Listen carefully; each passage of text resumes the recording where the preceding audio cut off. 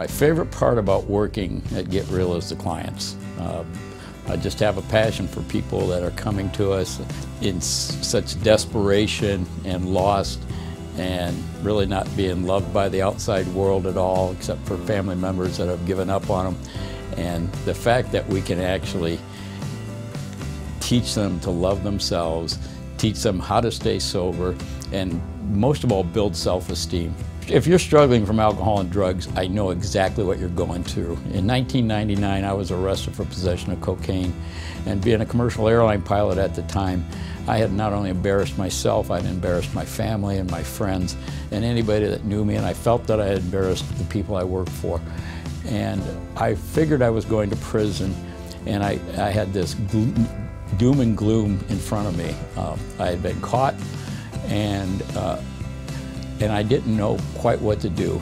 And I just decided to face addiction head on, because addiction is so powerful that as many times as I tried to quit on my own, as many times I promised to God and I promised to my loved ones that I was going to quit and I was going to be okay, I would just go right back doing the same thing. So I know what it's like to want to stop, know I should stop, but not be able to. Get Real Recovery is a lot different than most programs in that we focus on small group principles. Most of our groups are approximately 6 people.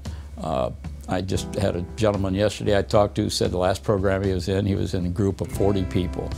And I just don't understand how people could get that much done. You know, working in recovery for a long time at other programs, I always noticed that was the biggest problem, is people were not getting the personal attention that they need, and they could never get as much personal attention in a group of 40 that they can in a group of 6. Plus, we also give them a lot of individual therapy. Back in November, I had a gentleman come in who had started using heroin at 15. He was now 40 years old, and truthfully, he was the most broken man I've ever met in my life. He sat on the couch in my office, and he was literally in tears about all the damage he had done to his family, to his children. He had children from different wives and different relationships, and he had all mountain of legal problems, and he really had just become ready to give up.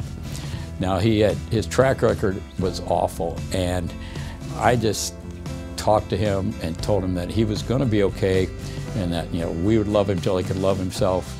And he started out in the program, and he really got cocky after about the first week, thinking that he had really mastered addiction. And I kept bringing him in and reminding him, no, this is kind of a lifelong venture, and that, you know, it's going to take major changes in his life when he leaves treatment, and that he's not going to just be fixed like he wanted to think he was. And recently, he called me the other day, told me he had 9 months sober, and he's doing well. He's still struggling through all these legal problems, but he's getting it done. He's established relationships with his children that he had never had before, and his parents are actually just thrilled that he's, you know, turned the corner and really has a new life. Addiction is very powerful. It's relentless. It will keep coming back to haunt you. But if you have a really good program, if you have a sound foundation in recovery, if you realize that you're not your thoughts, you're not what your brain tells you to do, and if you have a spiritual connection with something, you know, a higher power of some sort, you can get recovery, and your life will change so much you can't even believe it.